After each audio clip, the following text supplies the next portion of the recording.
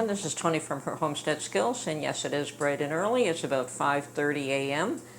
and 5:40 a.m. and I am in the process of making some rhubarb strawberry jam. And as soon as I got home last night, I cleaned, washed, and rinsed all my beautiful fresh farm-picked strawberries and put them in the refrigerator in a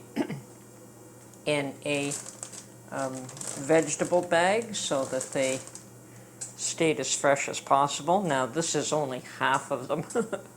I have quite the job ahead of me. So I think I'm going to make some rhubarb strawberry jam first. Oh.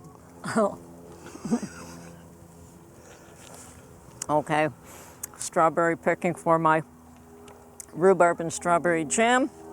And I just tasted one, and yes, they're lovely. So I have a box to fill. And so much nicer than anything that is store-bought. Oh, these are lovely. You picked a good farm, Mark.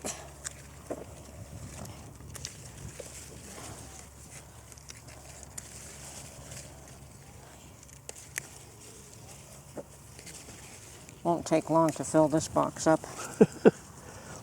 Yeah, we'll be in and out in about 10 minutes at this rate.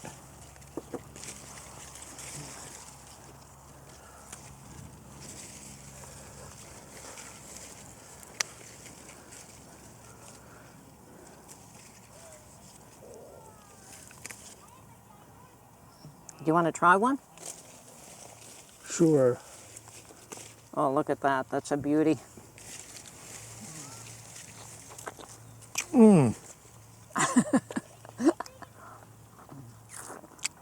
Is that ever good? Uh-huh. Why do you think I prefer to pick them then? Big difference from, like, you don't need sugar with these.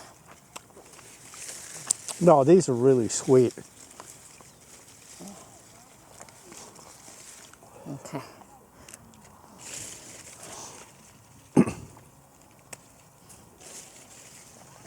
And see, they did a nice job. They put the straw down. Yep. Stops them from rotting.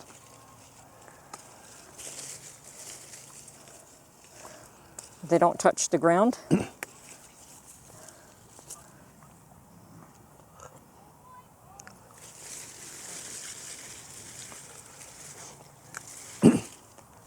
No. Oh. Okay. What's wrong with you? You insist. Okay. I want to pick the biggest ones, not just anything here.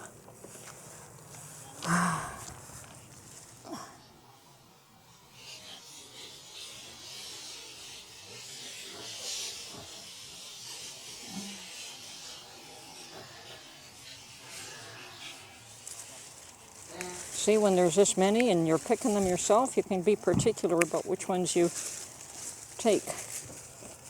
You're not stuck with what they give you.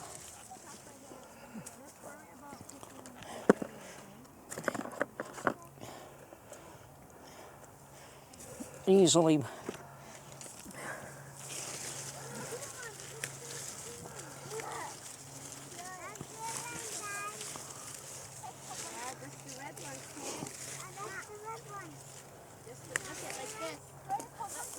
Okay, moving up a bit.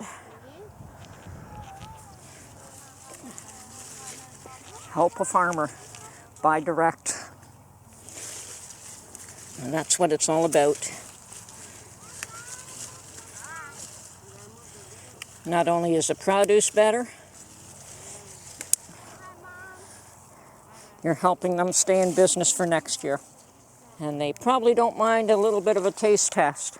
I remember when I was a kid, we used to shop at this Italian fruit and vegetable market. And everyone tasted the fruit. Everyone. And it was not frowned upon.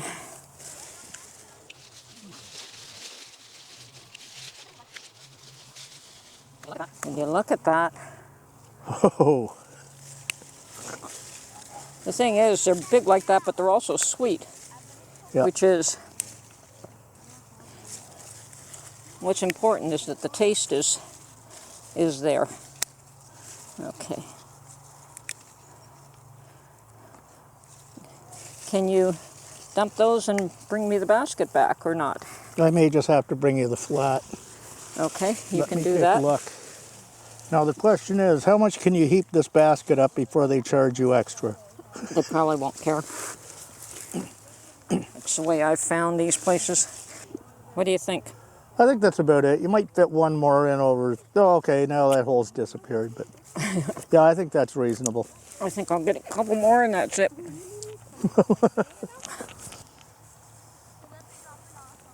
Okay, I think that's fair. Yeah, it looks good to me. That's probably about 8 cups, and I probably have another 8 cups in the refrigerator. So I will likely save some fresh. We did have some fresh with whipped cream last night for dessert, and I will save a few for that, but they are very ripe, and I want to turn them into jam as soon as possible. Fresh, beautiful, sweet, much tastier than anything I have ever found in the stores. So here we are. I'm going to start off with equal amounts of rhubarb and strawberry, and I don't know how much that is yet. I have my 2 packages of rhubarb thawing out. So when I determine, I'm going to start with the 4 cups, and then when I determine how much rhubarb I have, then I will add that many again strawberries. Okay. Okay, and I would say that's my 4 cups of rhubarb so far. So into the pot they go, and it looks like I have at least another 2 cups there. So it's going to be 6 cups and 6 cups of each. Okay, there's my additional 2 cups of strawberries. And to that I will add, now this is a half cup of lemon juice, but I'm going to add about half of this. Yeah, so a 1/4 cup of lemon juice. And I'm going to start off with 3½ cups of sugar, and I may increase that amount depending on taste. As of yet, let's see. So I've added 1/4 cup of lemon juice, 3½ cups of sugar, and what was it, 6 cups each of strawberries and rhubarb. Because that's the rhubarb I had, I wanted to add equal amounts of each. So, and I did cut them up to small chunks. So this has quite a ways to go. My rhubarb. Okay, this has been cooking down for quite a while, and I've just tasted it, and it is far too sour for my taste. So it's going to get another 1½ cups of sugar.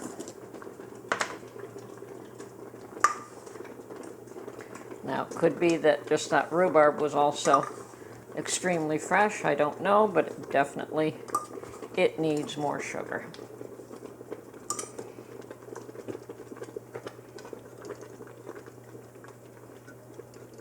So we'll let that cook in for a little while longer, and it's starting to thicken up, but we want a really nice jam here, so we'll give it the time it needs.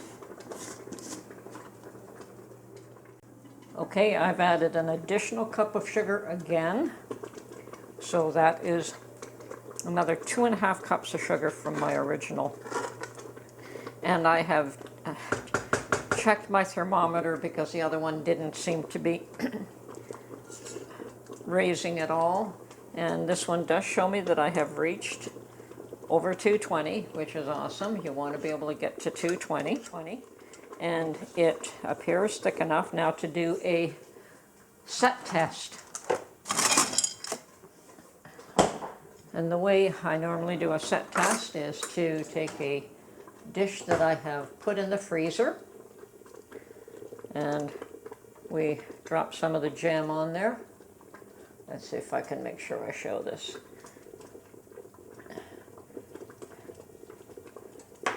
And There we go.